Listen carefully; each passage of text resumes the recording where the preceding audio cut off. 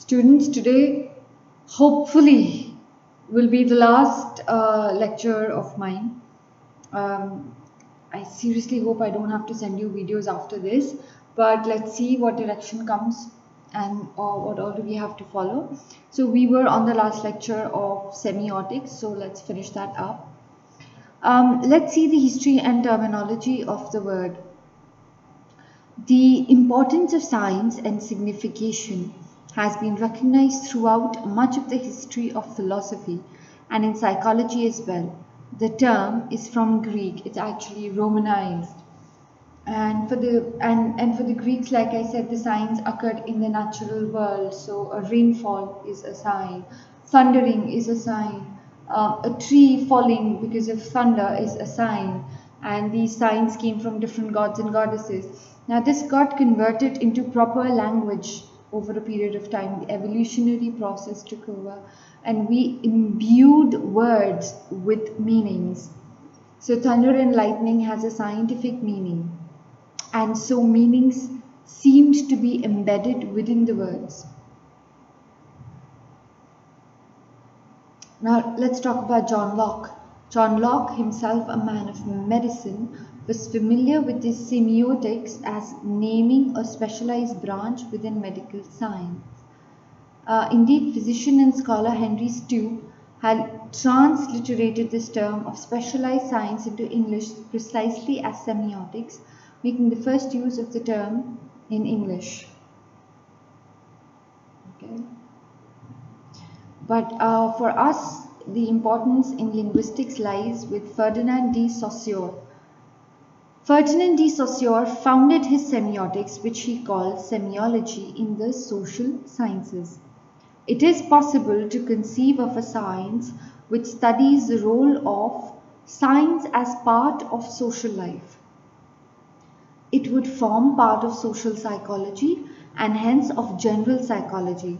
We should call it semiology from the Greek semeion, sign. It would investigate the nature of science and the laws governing them. Since it does not yet exist, one cannot say for certain that it will exist. But it has a right to exist, a place ready for it in advance. Linguistics is only one branch of this general science. The laws which semiology will discover will be laws applicable in linguistics, and linguistics will thus be assigned to a clearly defined place in the field of human knowledge. Why am I teaching you semiotics? Is because when we talk about syntactical ambiguity, semiotics plays a very important role. Semiotics tells you that language as such is always syntactically ambiguous. The example that I give you is, take any word. If I say chalk, if I say chocolate, if I say cat, if I say horse, in your brain the sign or the image that develops in your brain of a horse will be very different from that of my brain. And therefore ambiguity or non-clarity is an essential requirement of language to exist. So then how does language exist? Language exists because the said community comes together, cultural, aesthetic, the social community comes together and assigns these words their meanings. So meanings are not whole truths which are always already within the words. These meanings are given to the words by the society that is prevalent today. And thus comes the role of semiotics.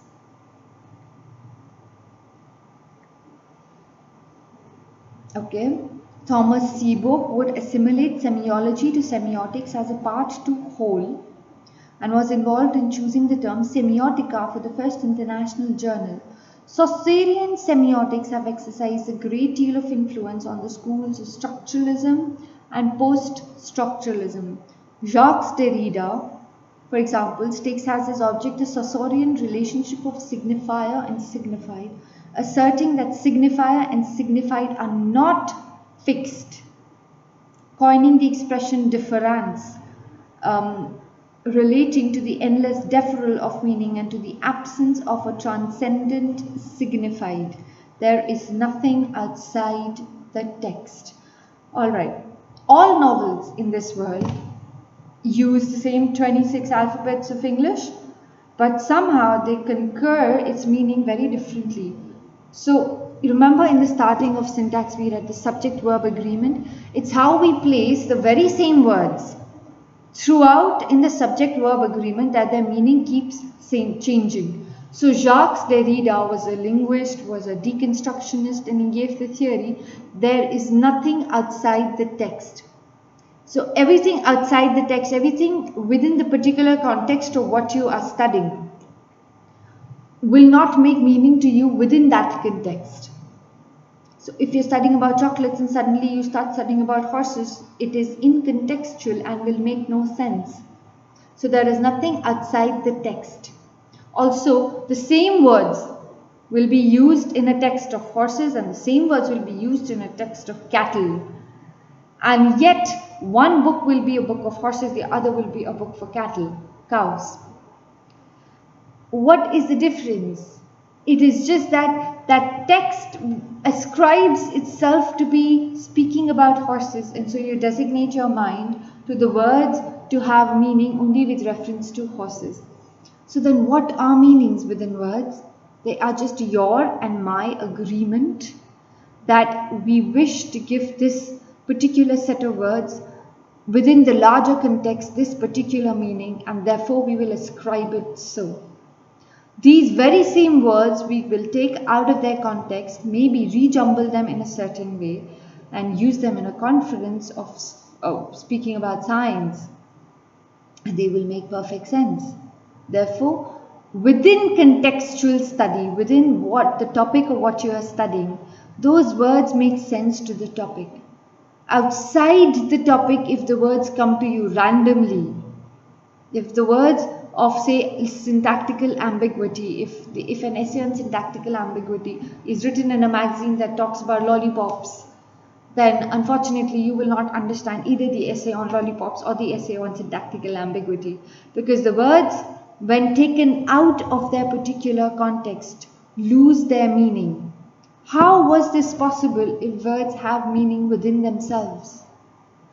Which leads us to the conclusion that words are empty from within and we give them meaning. Society gives them meaning. Human beings, through their usage, give them meaning. And therefore, within themselves, there is no containment of words and meanings within themselves, and we ascribe them these meanings. This the study of semiotics is the study of these signs that are in our head. The signs that are within our head, whether they correspond to the word which we are uttering within that particular context. And therefore, syntactical ambiguity is bound to arise because the sign that is in our head, we are speaking according to that sign. But that might not be the sign that transfers to the listener. The listener might listen and make a completely different image in their minds of the sign. This depends on your experiences in life. This depends on how actively and acutely you're listening to the listener. And all in all, this creates a very good tension level of syntactical ambiguity. So to actually condense it and say syntactical ambiguity in reality exists within every form of language and every form of utterance. Semiotics is just the study of the difference between the sign and what you are trying to say. Now with this we formally come to an end with your syllabus. We formally ended with your syllabus around 20 days back as well, but this is constant revision that we are asked to give you. Let me know if you're facing trouble in any particular topic. Now, if you come up to me with the topic syntactical ambiguity, I will not entertain it because I have already taught a lot about syntactical ambiguity. Please, whenever students you come to me with doubts, have very specific doubts and do not term a general term. In case you really do not understand syntactical ambiguity, like students who have approached me with confusions, I will make you write first whatever you know about syntactical ambiguity, submit it to me. I will read it and then figure out what exactly loopholes are you facing in your understanding of the concept of syntactical ambiguity.